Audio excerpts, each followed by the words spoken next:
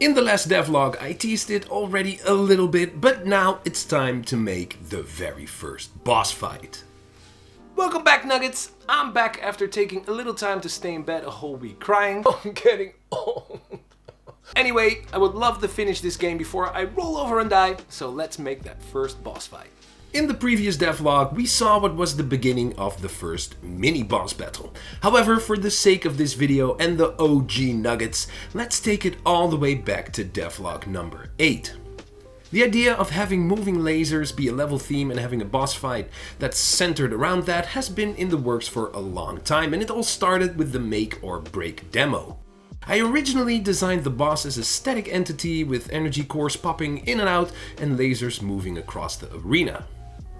But when it came time to make a more final version of this boss fight, I thought I'd give it a little bit more flair. Now, in my mind, things always need to at least make the slightest sense, and so I couldn't really figure out why an evil AI robot would pop in and out its energy sources when it's protected with a shield and can shoot itself. It just didn't make much sense. So, here's what I had in mind. Leading up to this boss fight, I've been priming the player to know that one or more of these satellite dishes control the moving lasers, and that destroying them will break the lasers.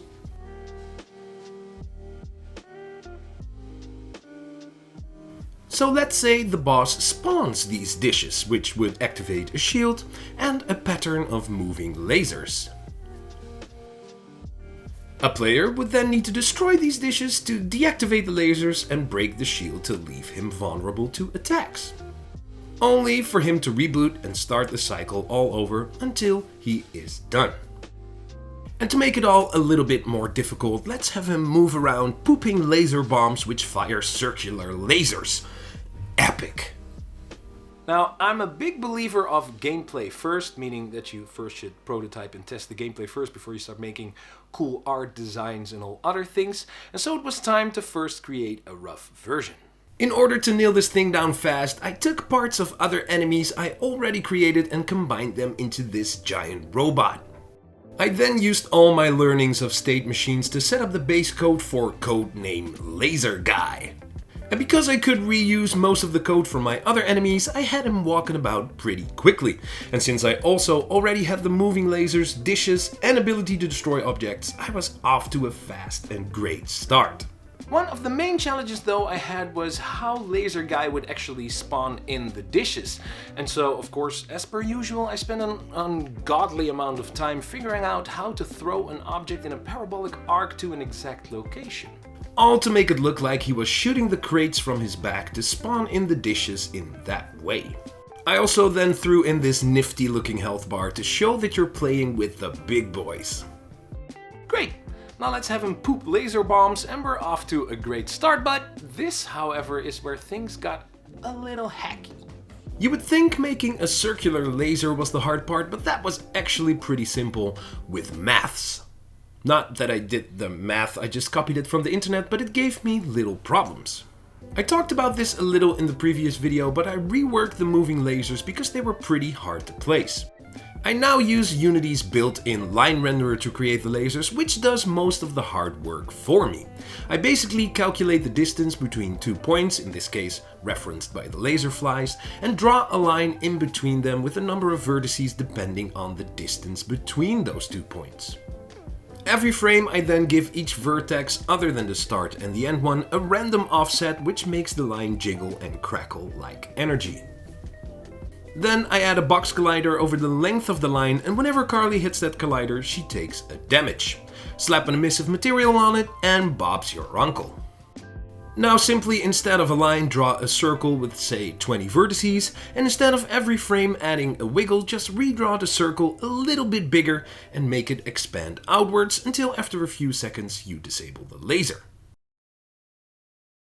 But the next part is where it got really tricky. In order for Carly to get hit by the laser bomb, or by the circular laser at least, I would need a torus or a donut-shaped collider which aren't in Unity. And I also didn't really feel like recalculating a mesh collider every frame or making a compound collider.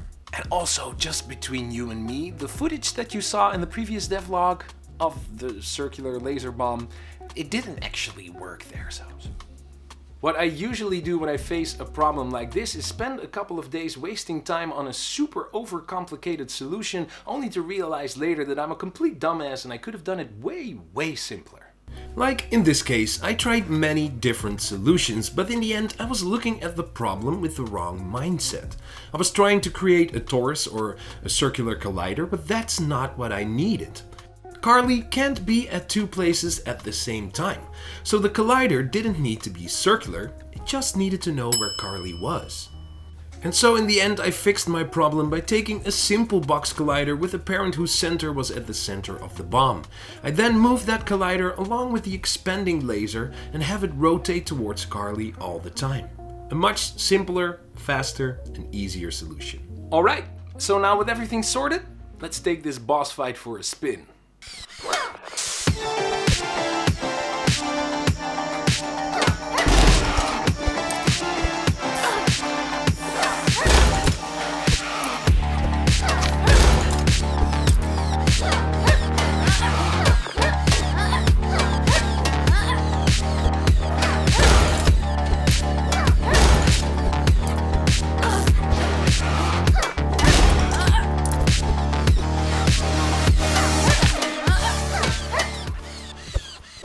The fight felt really good and it was finally time to dress everything up.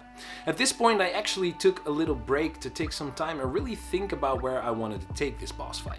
And for those of you who couldn't tell already, most of the work that I'm showing right now has been done before I released my previous devlog, so don't think that this is an overnight process. I actually had a lot of trouble coming up with the right form and shape for a laser guy. Like I said before, I always like things to at least make the slightest sense within the world. And I couldn't get over the fact that he would have a shield, which was deactivated by the dishes that he would spawn himself. That's just dumb, even for a video game villain. So I needed a way for him to be invulnerable, but without a shield, and also not all of the time. And then it hit me. If this guy is the master of moving lasers with flying robots, then why wouldn't this guy be able to fly himself, held up by the same technology? He would simply spawn in the dishes, take off out of reach of Carly, and when you destroy all of the dishes, he would plummet from the sky so you could hit him. Rinse and repeat. I then went in and modeled his new form in Blender. I did end up straying away from the initial idea of having him being held up by laser flies, as it didn't look as cool as making him more drone-like. To finish his look, I thought it would be cool to make his face look more like an old school screen. And so I made a simple emissive shader which takes in a texture and adds some random noise and moving scan lines to make it look like an old monitor. This did mean that I had to rewrite some of the code to adjust it for him not walking around but flying around and plummeting from the sky instead of losing his shield, but it all went pretty well, so now it was time to animate him. I made a fairly simple skeleton and painted some weights and made some basic animations to represent the different states the boss could be in. I then added some spice by showing two of his screens getting destroyed when he's at 60 and 40% health. I did this by simply duplicating the two screens and placing them slightly in front of the originals. And as I unhide them, I played this cool particle effect. At this point there was only one thing that I really needed to fix. Because of the new design of Laser Guy, it didn't really allow him to shoot boxes from his back, so I had to find another way. And since he already had an antenna on his back anyway, I figured why not call in some air support. And so I made some drop crates. I made a crate on a parachute, wobbled it from left to right and animated it from point A to point B. And when it hits point B, it explodes and it drops its content, in this case, a satellite dish. I made the indicator where the crate is going to hit using Unity's decal projector, just so that it gets projected over other objects as well. Pretty cool. Time to put it all together.